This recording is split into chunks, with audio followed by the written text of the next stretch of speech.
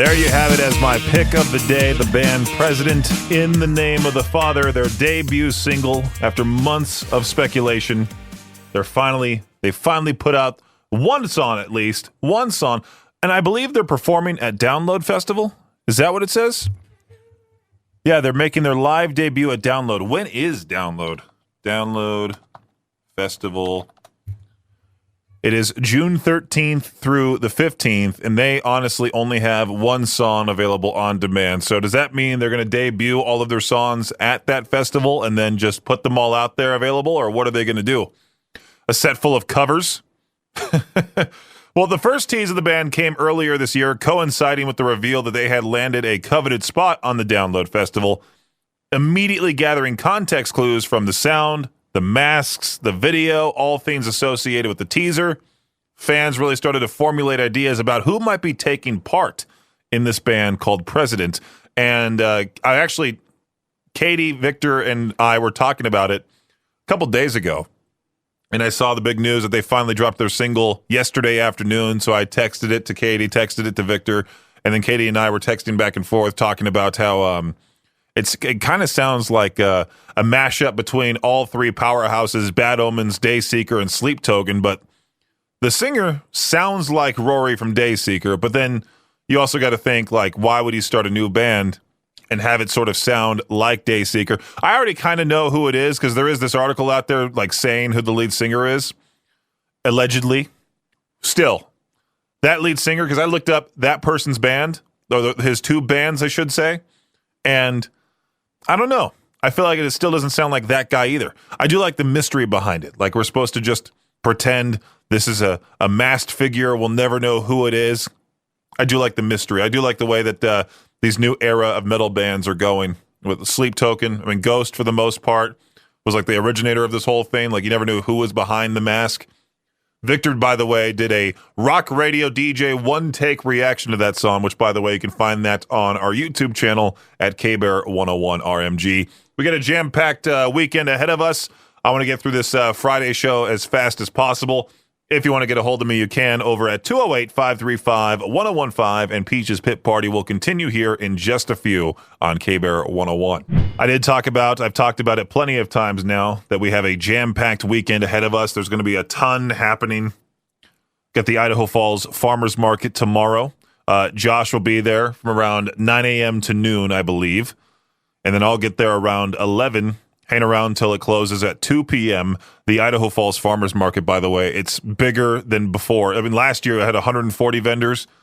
Now it's at like 170. They expanded it like 6 blocks as well. I was there the first day it opened up. It was nice to see all the various vendors. But we're going to have the Riverbend Media Group booth set up for non-perishable food donations that we'll be giving to the Idaho Falls Community Food Basket. I had a list here, and you can find the list by simply going to riverbendmediagroup.com. There's a list there of all the things that are in high need, like different canned goods, rice, pasta, canned ravioli like SpaghettiOs, that as well. We'll take it all to the Idaho Falls Community Food Basket at the Farmers Market tomorrow. Just look for the Riverbend Media Group tent. I'm very easy to spot. Our booth is very easy to spot. And Josh will also be giving away 26th annual Second Chance Prom tickets with Classy 97 and Browning's Honey. Got to find him and then make your way to that Snake River Landing. That's not Snake River Landing. Well, the Waterfront at Snake River Landing tomorrow night for that prom. There's that I'll be attending. And then Sunday, of course, Seether, P.O.D, and Nonpoint live at the Mountain America Center. Very excited for all these events, really. It's better than me just sitting at my apartment doing absolutely nothing. So come by any one of those events, or maybe all three, and make sure to say hello, and we'll have a great time at every single one of them. I've talked about it many a times about my experience working at In-N-Out Burger, dealing with customers. That experience made me hate people with a passion. But I gotta say, they're not necessarily the best all-around fast food restaurant, in my opinion. Of course, it's all subjective.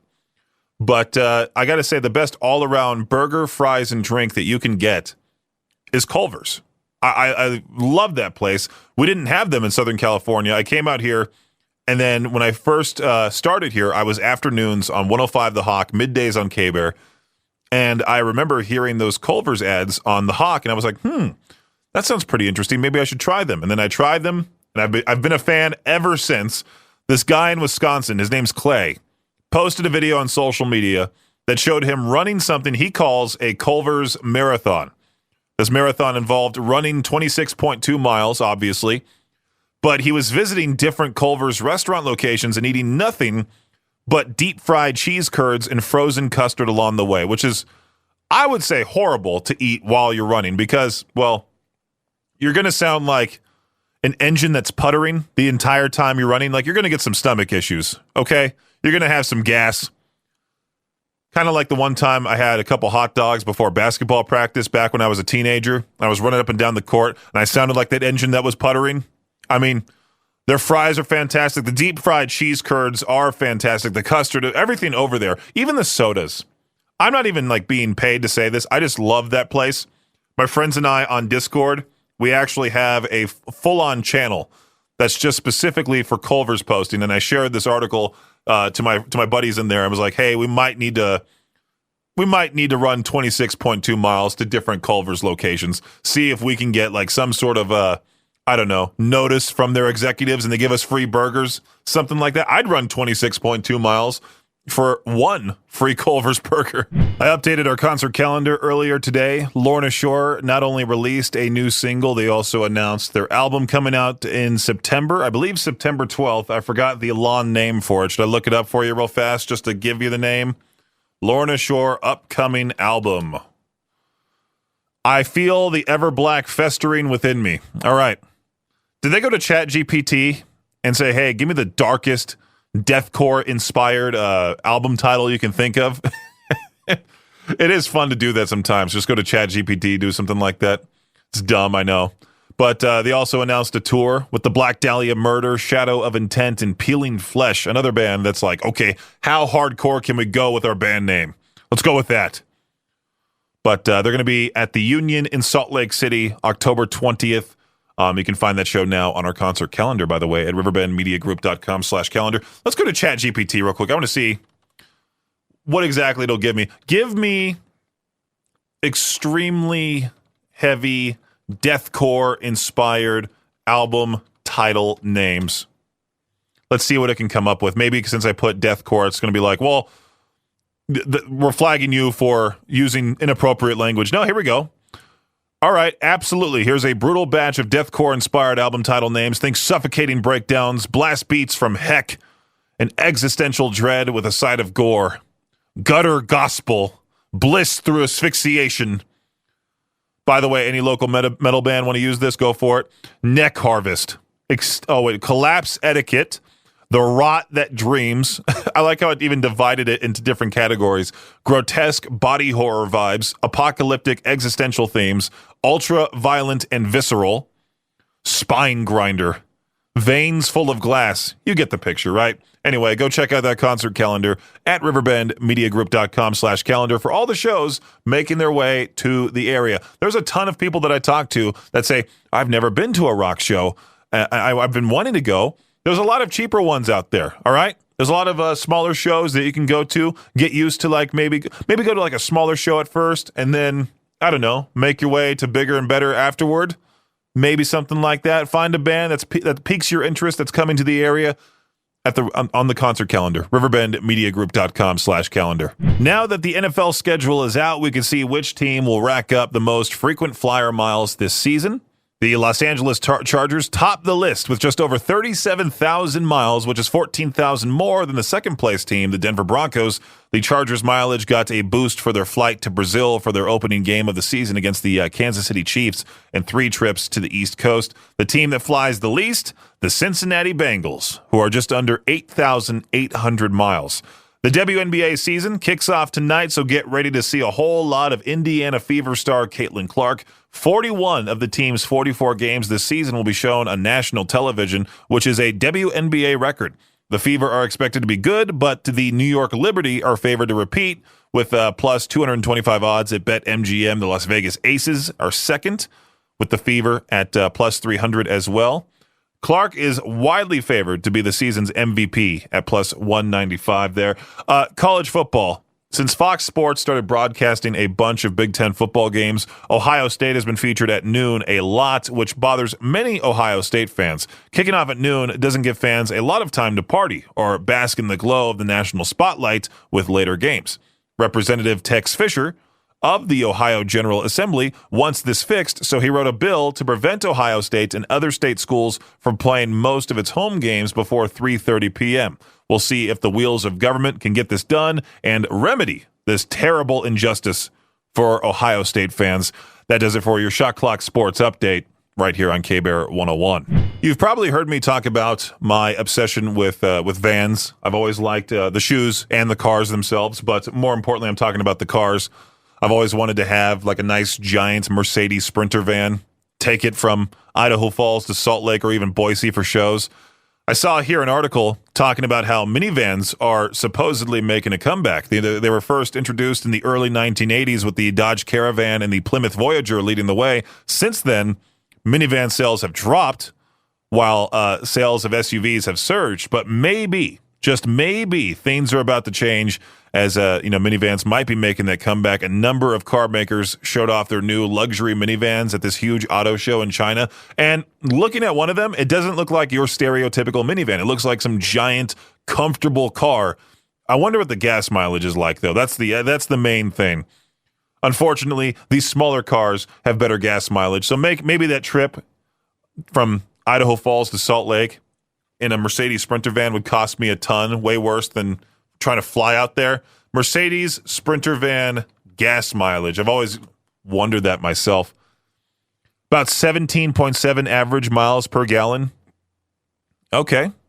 How many gallons, or which van is the best? Oh, there we go. The 2024 Toyota Sienna consistently ranks as the most fuel-efficient minivan on the market, achieving an EPA estimated 36 miles per gallon in city and highway driving. I mean, I might be that dad in the future that has the minivan, and I'll proudly own it, all right? I don't care.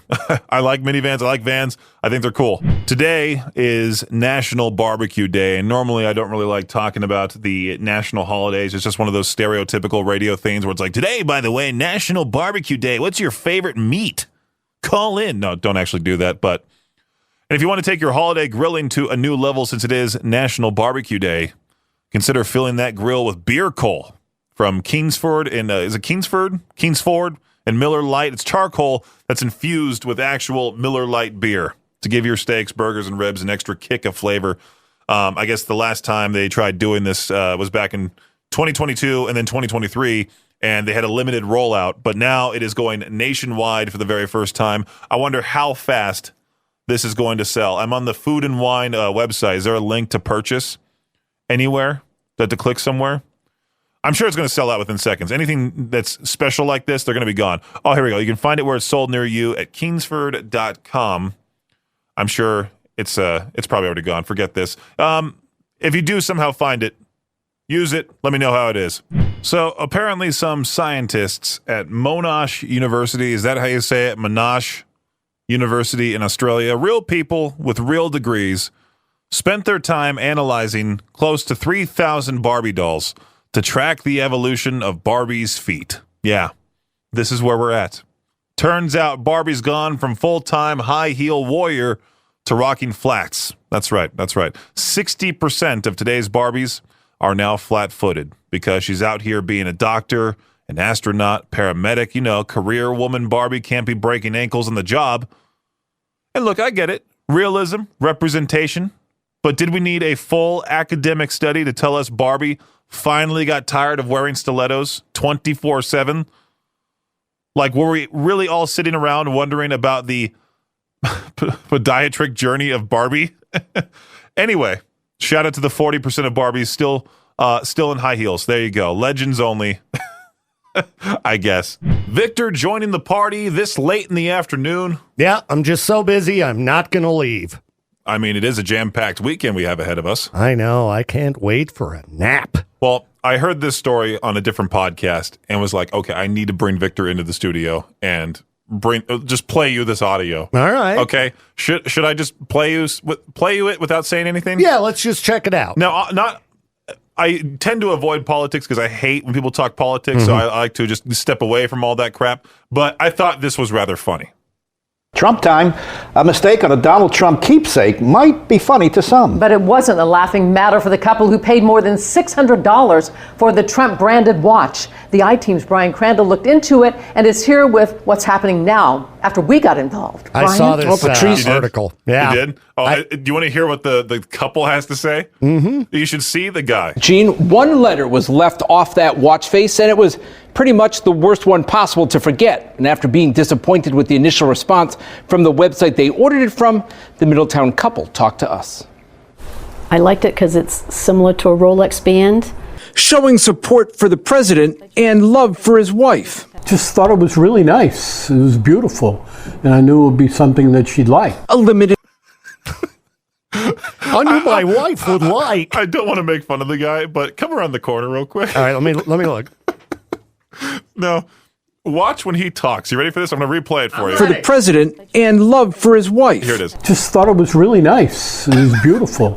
And I knew it would be something that she'd like. All right, Peaches. Sorry, I thought that was funny. He's a bigger, bald guy, and he's older, and he has that turkey neck. He does have the turkey neck. And it does going jiggle. on. And then at one point, he shakes his head, and you see it just swing. And I was so mesmerized by it. Like, like that little pendulum toy? Yeah. I was like watching it. Now, I think that they should be just fine with the watch. Like, they got a unique product. They got on the news. I bet they could sell it for way more now because it'll be a collector's item. The Rump Watch. Well, the reason why they went on to the news is because I guess the website the customer service just ghosted them. Oh. And if you look at their website, it says in real small lettering about how, like, they're not actually affiliated at all with the president. They just make these. So that's why they put Rump instead of Trump. Well, preventing a lawsuit, huh? There's also like him plugging the website. Huh. So I don't know what it is. Like, it's gettrumpwatches.com. Man, is the website. Dude, he does know how to market. A lot of products. When are we going to get the Trump coffins? Jeez. When are we going to get those? We got the kiss caskets. When is he going to unleash coffins? Yeah. I can only imagine going to a funeral with one of those, like with his face on it. And then, like, grandpa's in the coffin, and you're crying, but you keep looking up, and you see Donald Trump's face plastered onto his signature coffin. And you're like, why does everything need to be marketed? Well, people are buying it. They had Trump guitars. There's been, like, coins, obviously flags. They got 1 billion of those. Caskets. What are some other things that they haven't started marketing yet? That would be, what's a popular product? What about Crocs? Aren't Crocs popular again? Sure. You call them trucks. What would be some funny Trump products for the president to sell? Yeah. I mean, the dude likes to sell stuff, so might as well give some locals some ideas of products to create and make some money. The Covfefe coffee. Covfefe coffee, yeah. That's an old one, wow. Bigley body spray. Smells like success, steak, and executive orders. What if it smelled like what? McDonald's? Make America glisten again, tanning lotion. I do like that. The huge deals coupon book. Oh, yeah, I'm surprised some of these aren't available yet. The wall therm thermostat. The wall therm. It's that one's pretty funny. It only gets hotter. No climate change allowed here. Oh, okay. All right. I was like, where does this one? I'm not getting it. The MAGA umbrella blocks rain, wind, and criticism from the fake news media. It'll keep you safe from liberal tears, right? Oh, yeah. The Art of Saying Nothing audiobook. 14 hours of circular logic, hyperbole, and unfinished thoughts. They call that the weave, Peaches. Yeah, the weave. Doing the weave. Yeah. The golf course negotiation masterclass. the build the wall Legos.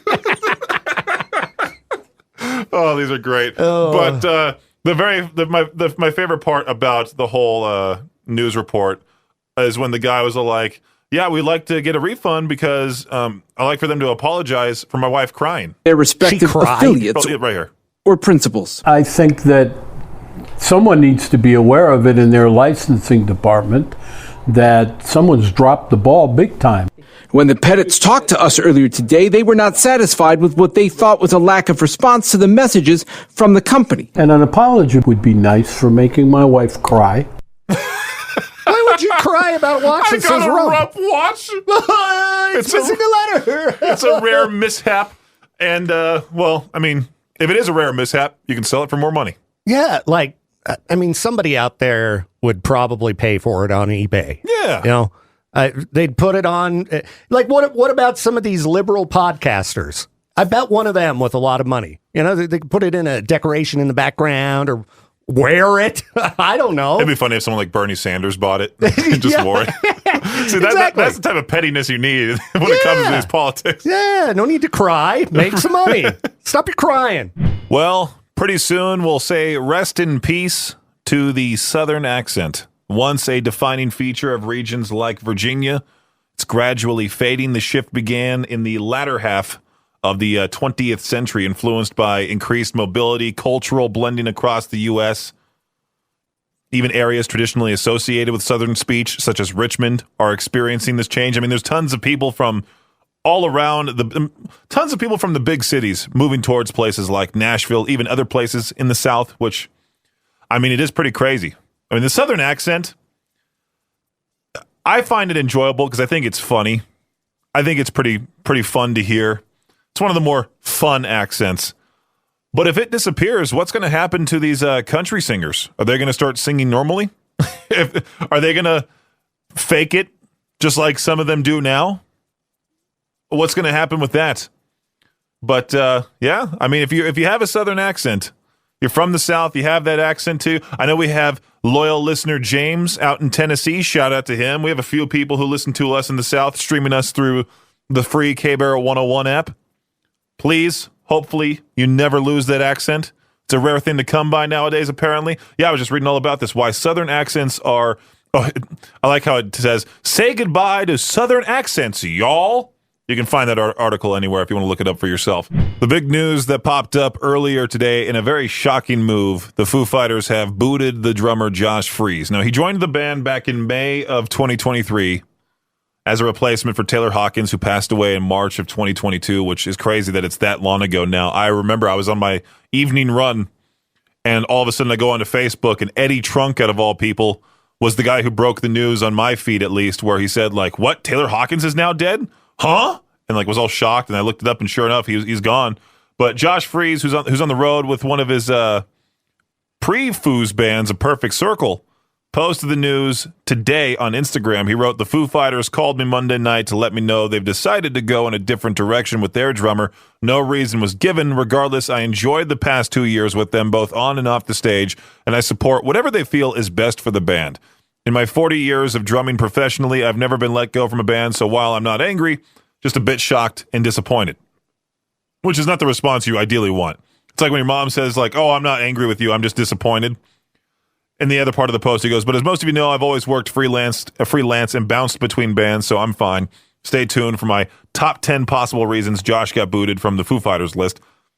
Besides The Perfect Circle, over the past decade, Alone Freeze has been the drummer for Sting, The Offspring, Sublime with Rome, Devo, The Vandals. Foo Fighters had just announced their first concert since Dave Grohl went public about, fathering a child outside his marriage last year. It's October 4th. At the Singapore Grand Prix. I wonder who exactly they're going to have on the drums. I feel like they might just go with Taylor Hawkins' son. They might just do something like that. I thought that's what they were initially going to do, and then they invited Josh to join the band, and I thought that was an interesting move. But I did predict that the guys in Electric Callboy, since their drummer left, that they would recruit the drummer of Sum 41. I've talked about that story plenty of times about how they just, we're out without a drummer out in Australia. Sum 41 was performing at the same festival. They recruited the drummer of Sum 41. He learned the Electric Callboy songs within 7 hours and performed live with the band in Australia. Goes to show about my thing with Volbeat canceling back in 2021 because the drummer was asymptomatic for COVID. They could have easily found a drummer to play those Volbeat songs. A lot of them are simple. We talked about that on the noon hour of Madness and Mayhem. I will never, ever let that go. You ever want something so bad you just keep digging yourself deeper? Today's What the Headline takes us to Vermont, where one prison inmate is really committed to not getting out. A dude named Todd Slade has been trying to get an early release from jail and instead accidentally became a one-man record holder for contempt of court charges. How many? Oh, just 1,146, all because he kept trying to contact the victim, in his case, over 1,000 times from jail, by phone, by internet, maybe smoke signals. Every time he did it, the court tacked on another charge. Bro thought he was calling for help. Turns out he was calling for an extension. So yeah, the man who wanted out now has more time in. Honestly, impressive, not legally, but like logistically. Well, this is one way to start your academic career with a bang. A 5-year-old in Pennsylvania nearly turned their kindergarten classroom into Delta Tau Cran after they showed up with Jell-O shots and passed them out to classmates like it was a juice box happy hour. Yep, according to the Greater Johnstown School District, the tiny party promoter served the boozy treats to 3 other kids before teachers realized nap time was about to turn into blackout time. I wonder what the reaction was. Like, are those what I think they are? Runs over. They are. Smells them. Thankfully, the staff acted fast. All the kids were checked out by a nurse, then taken to the hospital just to be safe. Everyone's okay. Though I imagine now snack time will be under much tighter security from now on. Police are now looking into how a kindergartner even got their little hands on alcoholic Jell-O shots. I think it's most likely due to the fact that there's an older sister that had them in the fridge, something like that. I mean, maybe the mom, maybe the dad, they had a party they were planning, left them in there. Kid goes in, oh, Jell-O, sweet. I want to show my friends. Gets them all sent to the hospital. Then those parents of those other kids find out. You gave my kid a Jell-O shot. You're a horrible parent. This thing's going to spiral into something else. It's something even worse. I think, though, that kid's going to be hated from here on out, I think. You know how people say any publicity is good publicity? Well, Bobby, I forgot how you say his last name, Liebling from Pentagram, might want to argue that one if he could remember what planet he's on. The doom metal legend went viral not that long ago, not for a new album drop or killer solo, but for spacing out mid-performance. It looks like he's spacing out mid-performance. He just has those giant eyes. Half a century in music. It wasn't the riffs, wasn't the legacy. It was the 1,000-yard stare that made him famous. He even admitted in an interview, I always dreamed of going viral, but becoming famous for being a joke. Not exactly how I pictured it. Now the guy is getting stopped by pilots, TSA agents, even soccer moms in airports like he's the metal Yoda of accidental memes. He's saying that he has to have private security everywhere with him now. I mean, it's probably good for the band, right? Like, I'd never heard of the band Pentagram till the meme came about, and Victor explained who he was, and I listened to them. I'm like, okay, that's cool. Glad to see the band somehow is getting more and more into the spotlight. Hard work pays off. They've been doing it for like, what, half a century? Or he's been doing it for half a century at least? Not the band itself, but he's been doing music for quite a long time. And sure enough, look at that. Boom. Pentagram, famous, not even more so, but because of a meme. Thanks for listening to Peach's Pit Party, the podcast. If you enjoyed the show, please share, subscribe, and rate the podcast. Peach's Pit Party is hosted by me, Peaches, a.k.a. Brendan Peach, and is a production of Riverbend Media Group. For more information or to contact the show, visit riverbendmediagroup.com. Until next time, Peach out.